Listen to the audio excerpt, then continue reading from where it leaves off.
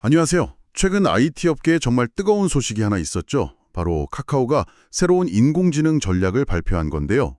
오늘은 이 내용을 좀 깊이 들여다보면서 카카오가 그린다는 그 에이전틱 AI, 이게 과연 어떤 모습일지, 또 이게 앞으로 우리의 디지털 생활에 어떤 변화를 가져올 수 있을지 한번 같이 파헤쳐 보겠습니다.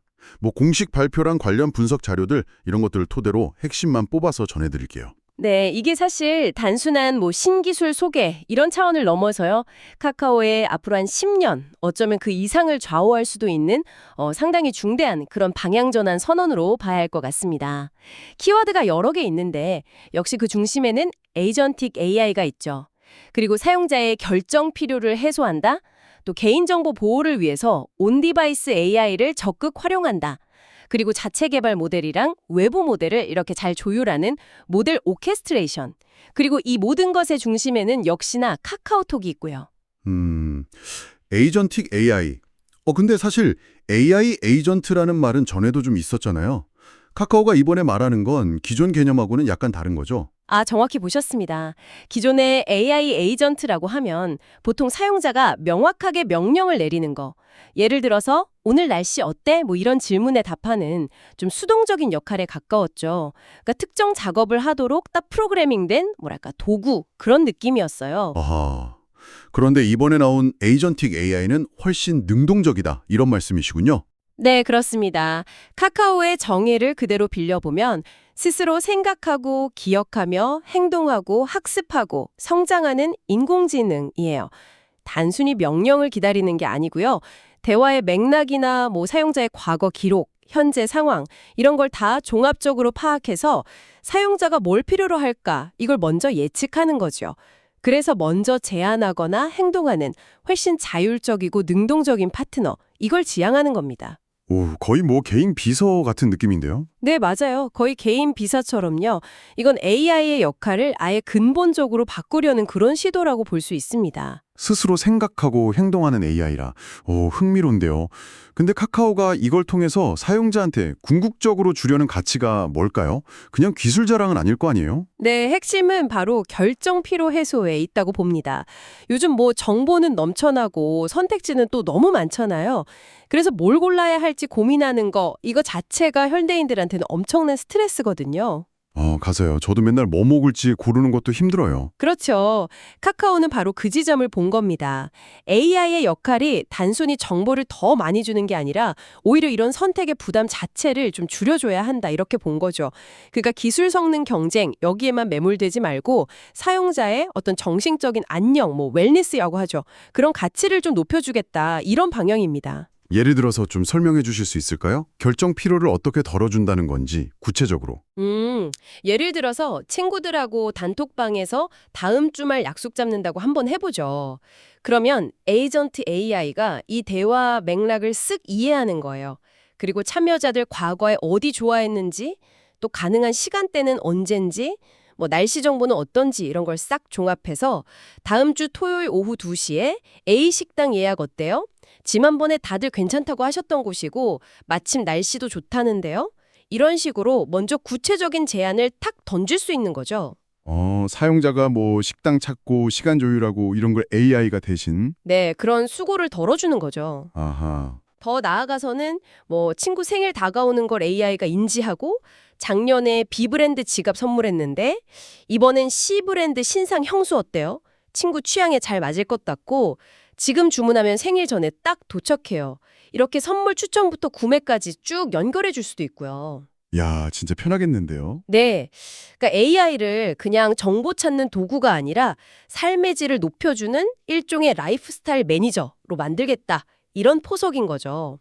장기적으로 보면 이런 스트레스 없는 편리함, 여기에 대해서 프리미엄 구독료 같은 걸 받는 그런 수익 모델도 아마 염두에 두고 있을 가능성이 높다고 봅니다. 듣고 보니 확실히 기술 그 자체보다는 사람에 좀 더 방점을 찍는 느낌이 강하네요. 발표 때도 보니까 연결과 신뢰, 이걸 기반으로 한 사람 중심 AI를 유독 강조하던데요. 이것도 그냥 듣기 좋으려고 하는 말은 아닐 테고 뭔가 전략적인 이유가 있겠죠? 아, 물론입니다. 이게 AI가 점점 알아서 막 행동하게 되면 사용자 입장에서는 당연히 내 개인정보 괜찮나? 이거 AI가 날 멋대로 조정하는 거 아니야? 이런 불안감이 생길 수밖에 없잖아요. 그렇죠. 좀 무서울 수도 있을 것 같아요. 네. 카카오가 신뢰를 계속 강조하는 건 이런 잠재적인 불안감을 먼저 좀 해소하고 기술만으로는 얻기 어려운 사용자 충성도, 이걸 확보하려는 아주 중요한 전략적 포석입니다. 카카오 AI는 믿을 만해. 이런 이미지를 만드는 거죠. 그렇군요. 자, 그럼 이렇게 똑똑하고 또 믿음직한 AI를 만들려면 당연히 기술적인 뒷받침이 탄탄해야 할 텐데요. 특히 온디바이스 AI를 전면에 내세운 점이 저는 좀 눈에 띄더라고요. 왜 굳이 서버가 아니라 사용자 기기, 그러니까 스마트폰 안에서 AI를 돌리려고 하는 걸까요? 그게 여러 가지 이유가 좀 복합적으로 작용한 아주 전략적인 선택입니다. 가장 큰 이유는 뭐니 해도 개인정보 보호죠. 사용자의 민감할 수 있는 대화 내용이나 개인정보가 외부 서버로 안 나가고 그냥 스마트폰 내부에서 딱 처리되니까요. 프라이버시 침해 우려를 원천적으로 줄일 수 있다는 겁니다.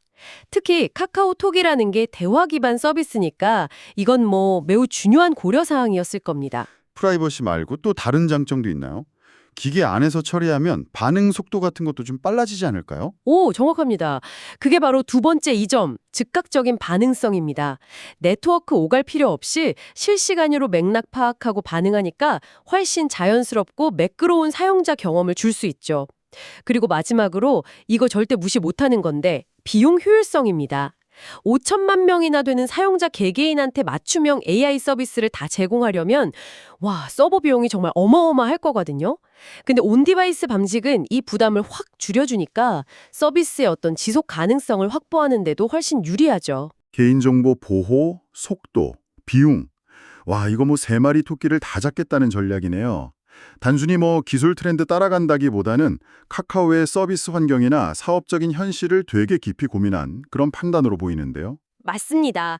어떻게 보면 대규모 서버 기반 모델 구축에 막 집중하는 글로벌 빅테크들하고는 좀 다른 길을 가겠다, 이런 의지를 보여주는 것이기도 하고요. 프라이버시하고 경제성, 이 두 가지 현실적인 제약을 오히려 경쟁 우위로 바꾸려는 상당히 영리한 접근이라고 평가할 수 있습니다. 이런 온디바이스 전략을 실제로 구현하려면 자체 AI 모델도 필요했을 텐데요. 카나나라는 이름이 붙었던데 이건 어떤 건가요? 네, 맞아요. 카나나 모델 패밀리라고 부르는데요. 이게 텍스트뿐만 아니라 이미지나 음성 같은 다양한 형태의 정보, 이걸 같이 이해하는 멀티모달 능력을 갖췄고요. 그리고 무엇보다 한국어하고 한국 문화에 대한 이해도가 높다. 이 점을 굉장히 강조하고 있습니다. 멀티모달이요? 그게 예를 들면 어떤 거죠? 예를 들어 사용자가 음식 사진 딱 보여주면서 이거 파는 근처 맛집 좀 찾아줘, 이렇게 말하면 이미지하고 텍스트를 동시에 이해해서 답을 찾아주는 그런 능력이라고 보시면 됩니다. 특히 온디바이스용 경량 모델이 중요하다고 들었는데요. 네, 맞습니다. 그게 바로 카나나 나노 1.3B 모델인데요. 여기서 1.3B는 13억 개 매개 변수, 파라미터를 의미합니다. 수백억, 수천억 개의 파라미터 가진 거대 언어 모델, LLM이라고 하죠. 그거에 비하면 훨씬 가벼워서 스마트폰 같은 좀 제한된 하드웨어 환경에서도 비교적 빠르게 돌아갈 수 있게 설계된 거죠. 기기 안에서 사용자의 기본적인 맥락 파악하고 간단한 추론하고 이런 역할을 맡게 됩니다. 그럼 13억 파라미터면 좀 한계가 있을 것 같은데 예를 들어서 긴 글을 요약한다거나 좀 창의적인 글쓰기 같은 거 이런 건 어떻게 처리해요? 그럴 때는 이제 더 큰 규모의 서버 기반 카나나 모델이나 아니면 필요하다면 파트너십 맺은 오픈 AI의 GPT 같은 외부 모델의 도움을 받는 거죠. 일종의 계층적 구조를 활용하는 겁니다. 계층적 구조요? 네, 그러니까 간단한 작업은 온디바이스에서 빠르고 안전하게 처리하고 좀 고도의 지능이 필요하다 그러면 클라우드 기반의 강력한 모델을 이용하는 그런 하이브리드 방식입니다. 작업 성격에 따라서 최적의 모델을 딱 선택해서 쓰는 거죠. 흥미로운 게 또 하나 있었는데요. 카카오가 기존 AI 성능 평가 방식, 그러니까 우리가 흔히 말하는 벤치마크 점수 있잖아요. 거기에 대해서 문제를 제기하고 자체적인 평가 기준을 만들었다는 거예요. 이건 어떤 배경인가요? 네, 그게 기존의 좀 학술적인 벤치마크들이 주로 언어 능력 자체, 예를 들면 번역 얼마나 정확하게 하냐, 문법 오류 있냐 없냐 이런 걸 측정하는 데 좀 치우쳐 있었거든요. 그러다 보니까 실제 사용자가 AI를 써서 어떤 특정 목표를 달성하는 능력, 예를 들어서 여행 계획 짜고 예약까지 싹 완료하기 같은 복합적인 실생활 문제, 이걸 얼마나 잘 해결하는지는 제대로 평가하기가 좀 어렵다는 문제의식이 있었던 거죠. 아, 그러니까 이론적인 능력보다 실용적인 문제 해결 능력을 보겠다 이런 거군요. 그렇죠. 그래서 카카오는 뭐 여행, 금융, 쇼핑 이런 17개 실생활 영역하고 지도 검색이나 상품 주문, 음악 재생 같은 99개 가상 도구, API 사용 능력까지 포함하는 자체 벤치마크를 개발한 겁니다. AI가 얼마나 똑똑한 비서 역할을 잘 하냐, 이걸 직접 재보겠다는 의도죠. 그리고 이 벤치마크 데이터하고 결과를 외부에 공개하겠다 이런 계획까지 밝혔는데 이건 자기들 기술 방향성에 대한 아주 강한 자신감을 보여주는 거고 동시에 AI 평가 기준 자체를 좀 실용성 중심으로 옮겨가려는 어떤 업계 주도권 확보 시도 이렇게도 해석해 볼 수 있겠습니다. 자, 이렇게 온디바이스랑 자체 모델 그리고 새로운 평가 기준까지 마련한 카카오의 에이전틱 AI. 구체적으로 사용자를 돕는 방식은 어떻게 구현될까요? 프로액티브, 플래닝, 액션이라는 3단계 순환 구조를 얘기하던데요. 네, 이 세 단계가 아주 유기적으로 순환하면서 작동하는 게 에이전틱 AI의 핵심 작동 방식입니다. 첫 단계는 프로액티브, 즉 능동성인데요. 앞에서 말씀드렸듯이 AI가 사용자의 지시를 그냥 기다리는 게 아니라 대화 내용이나 뭐 일정, 앱 사용 패턴 이런 걸 통해서 사용자의 의도나 필요를 먼저 파악해서 선제적으로 개입하는 겁니다. 주말에 뭐 할지 얘기 중이시네요. 요즘 날씨 좋던데 근처 공원에서 자전거 타는 거 어때요? 이런 식으로 먼저 말을 거는 거죠. 사용자의 의도를 읽고 먼저 움직인다. 그 다음 플래닝 단계는 어떤 건가요? AI는 그 목표를 달성하기 위해서 어떤 도구, 여기서 도구는 카카오의 여러 서비스 API를 말하는 건데요. 이걸 어떤 순서로 사용해야 할지 취적의 계획을 수립합니다. 이걸 오케스트레이션이라고 부르더라고요. 예를 들어서 지난번에 주문했던 생수 있잖아. 그때보다 10% 이상 안 비싸면 이 팩 주문해줘. 이런 좀 복잡한 요청이 들어오면 AI는 속으로 딱 계획을 세우는 거죠. 1. 과거 구매 기록 조회. 2. 현재 가격 확인. 3. 가격 비교. 4. 조건 맞네. 5. 카카오페이 결제. 6. 배송지 확인 후 주문 완료. 이런 식으로 다단계 실행 계획을 내부적으로 설계하는 겁니다. 오, 똑똑한데요. 마지막은 그럼 계획대로 실행하는 액션 단계겠군요. 맞습니다.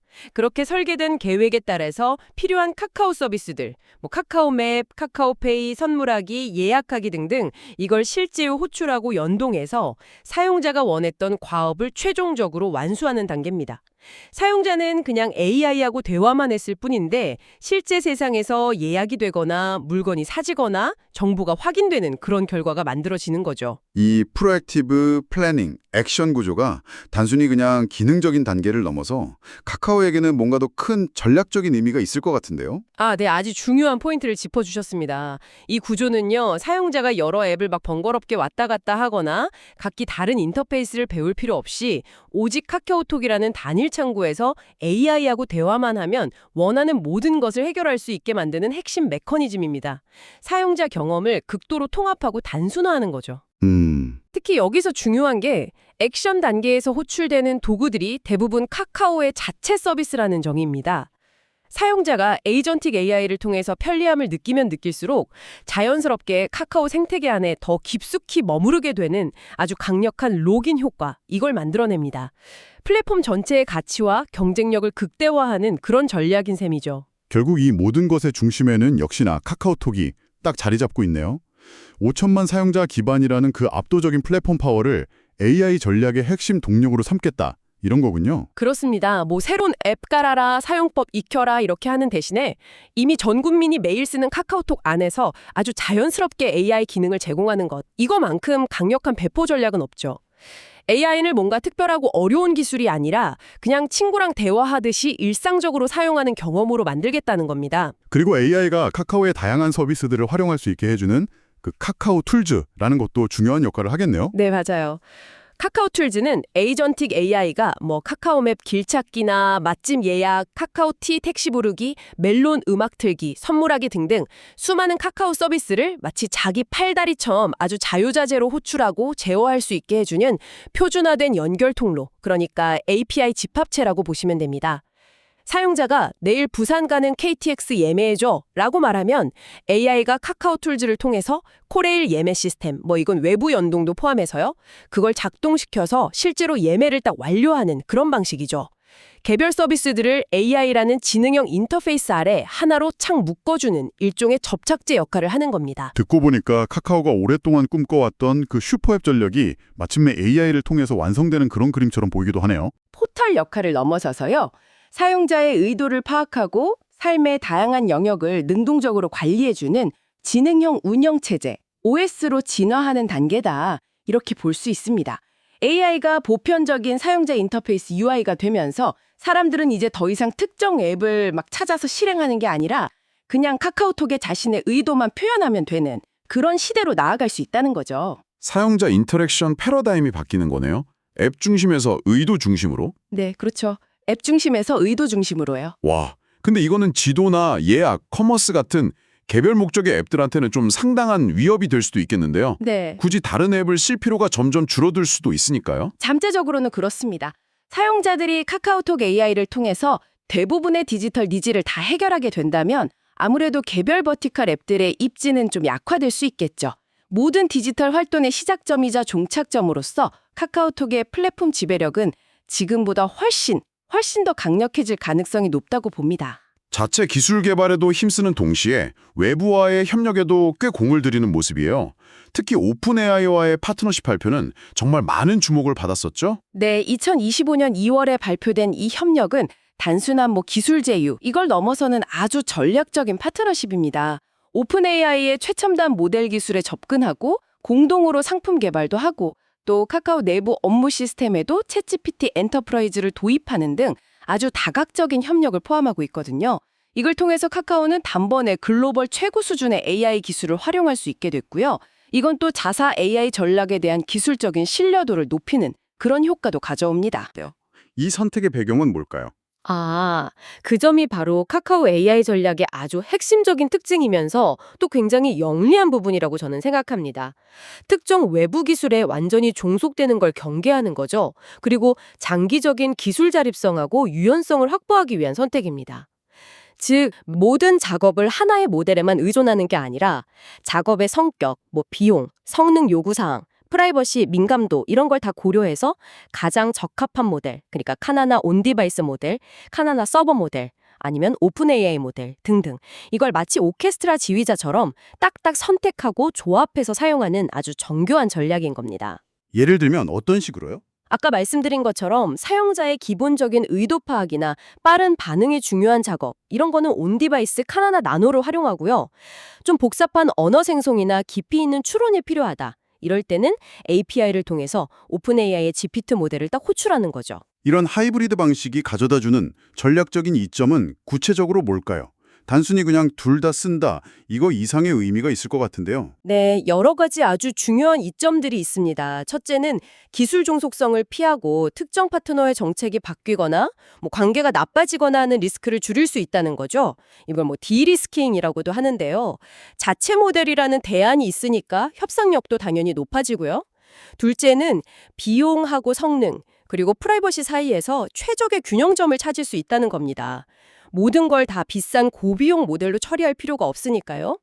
셋째는 자체 R&D 역량을 우리가 가장 잘할 수 있고 또 차별화가 가능한 영역, 예를 들면 온디바이스 AI 최적화라던가 한국어 문화 특화 모델 고도화 같은 부분에 집중할 수 있게 해줍니다. 요약하자면 단기적으로는 사용자에게 최고의 경험을 제공하면서도 장기적으로는 기술 주권을 확보하고 변화하는 환경에 유연하게 대처하려는 매우 실용적이면서도 동시에 전략적인 접근이다, 이렇게 평가할 수 있습니다. 이 파트너십의 가시적인 결과물 중 하나가 그 챗GPT4 카카오 기능이었잖아요. 카카오톡 안에서 바로 챗GPT를 쓸 수 있게 된 거예요. 네, 맞아요. 사용자들이 별도 앱 설치나 로그인 없이 그냥 카카오톡 채팅 탭에서 바로 최첨단 생성형 AI를 경험할 수 있게 한 것. 이건 사용자 저변 확대에 정말 큰 기여를 했죠. 그리고 또 앞으로 본격적으로 도입될 그 에이전틱 AI가 어떤 식으로 작동할 거다, 여기에 대한 사용자들의 기대감을 높이고 좀 친숙도를 쌓는 그런 중요한 교두보 역할도 수행했다고 볼 수 있습니다. 자, 그렇다면 카카오의 이런 야심찬 AI 전략이 시장 경쟁 구도에는 어떤 영향을 미치게 될까요?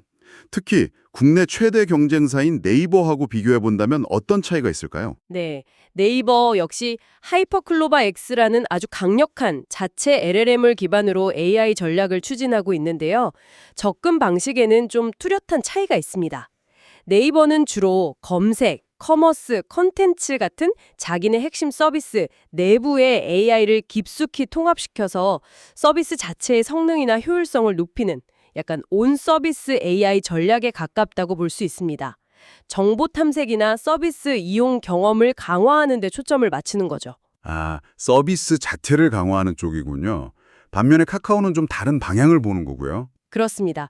카카오는 카카오톡이라는 대화 플랫폼하고 사용자의 아주 광범위한 맥락 데이터, 이걸 기반으로 해서 개별 서비스를 넘어서서 사용자 삶 전반에 개입하는 에이전트를 만드는 데 집중하고 있습니다. 개인 비서처럼 사용자의 일상 속 니즈를 해결해주는 역할을 목표로 하는 거죠. 굳이 비유하자면 네이버가 서비스 조력자라면 카카오는 삶의 조력자를 지향한다, 이렇게 볼 수 있을 것 같아요. 출발점하고 지향점 자체가 근본적으로 좀 다른 셈입니다. 카카오가 이런 에이전틱 AI 전략을 통해서 경쟁사들이 넘보기 어려운 아주 강력한 해자, 그러니까 경쟁 우위를 구축하려고 할 텐데요. 어떤 점들이 카카오의 핵심 방어막이 될 수 있을까요? 크게 한 세 가지 정도 꼽을 수 있을 것 같습니다. 첫째는 아주 강력한 데이터 네트워크 효과입니다. 더 많은 사용자가 에이전틱 AI를 쓸수록 카카오는 더 많은 맥락 데이터를 학습하게 되고, 이건 당연히 AI 성능 향상으로 이어지겠죠. 그럼 똑똑해진 AI는 또 더 많은 사용자를 끌어들이고, 이건 다시 데이터 축적과 성능 향상으로 이어지는 이런 선순환 구조를 만들 수 있습니다. 아, 쓸수록 좋아지는 거네요. 그렇죠. 둘째는 높은 전환 비용입니다. AI가 사용자의 취향, 습관, 관계 같은 개인화된 맥락을 아주 깊이 학습하고 거기에 딱 맞춰서 작동하게 되면 사용자는 다른 서비스로 쉽게 옮겨가기가 어려워집니다. 자기 디지털 비서를 처음부터 다시 학습시키는 거, 이거 굉장히 번거로운 일이잖아요. 그렇죠. 귀찮죠. 셋째는 통합의 이점입니다. 카카오처럼 이렇게 광범위한 자체 서비스, 메신저부터 결제, 커머스, 모빌리티, 컨텐츠까지 다 갖고 있잖아요.